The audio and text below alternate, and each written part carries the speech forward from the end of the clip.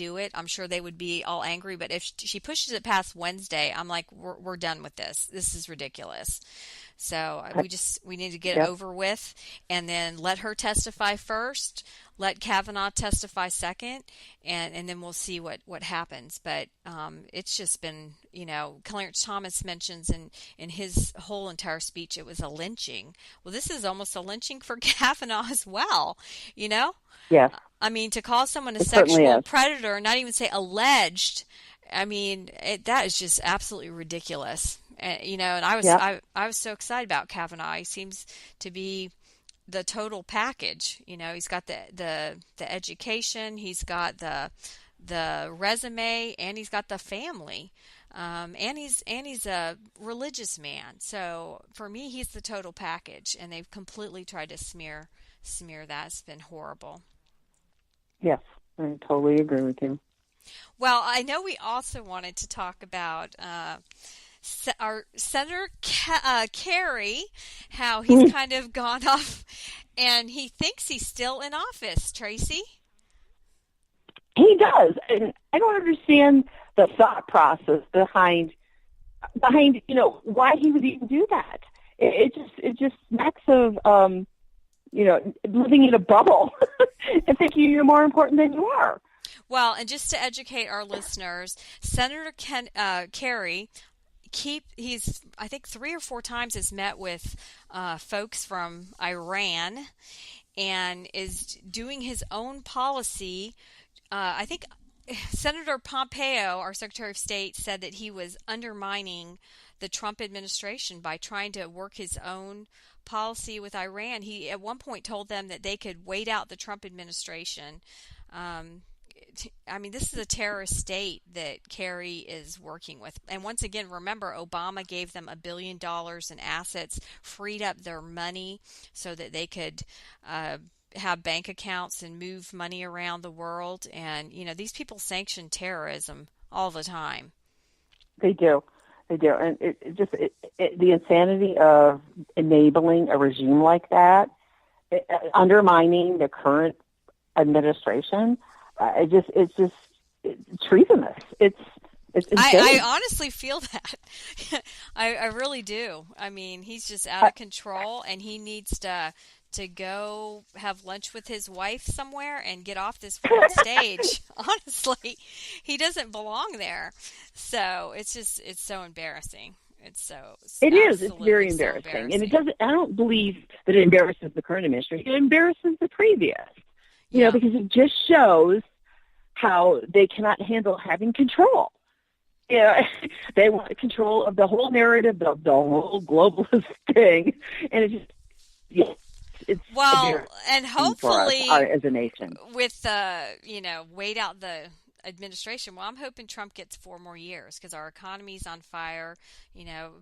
Everybody has jobs, so we're respected. I feel again. There's talk now people that have. Hey, are you there? I'm some of the crazy. Okay, you're breaking up can you a hear little me? bit. Okay, now I can. Sorry. Okay, technical difficulties. There's a lot of talk from a lot of people on the left about walking away from the party because they're not happy with the extreme narratives, the arrogance of that kind of action that Kerry is taking. So there's a lot of people that may come over to the Trump side and vote for him in the next election. Let's hope that does happen. Well, I just can't believe that Kerry can even have the gumption to think that he could be on the world stage again when we have a Secretary of State. His comeback was like, Henry Kissinger worked things out on the world stage. Well, I think he got invites from the current presidents to go to China, and work things out. Well, I know Jimmy Carter has been invited in the past by previous presidents to do things on behalf of us. He's been requested to do it. Totally different type of thing. Right. Well, Senator Kerry, get off the stage. This isn't a dress rehearsal anymore. The actors are performing fine in this show. So, see ya. So hopefully hopefully Pompeo will shut him down, and we won't have to deal with this again because it's ridiculous. But It is. I know we always love to chat about something fun or funny, and then once again, I've got another lobster story for you. Oh boy! I guess Maine. I don't know what's going on in that state. I mean, our last show we had the crazy PETA people trying to erect a monument for lobsters that had been in an accident. Well, now we have a restaurant. It's Charlotte's Legendary Lobster restaurant, and she, of all the weird things, is she thinks that lobsters suffer when you put them in the boiling water. So she is been testing letting them have smoke up a room with pot and marijuana so that they're relaxed when they finally do get dropped into the boiling water. So I bet the cooks are relaxed too.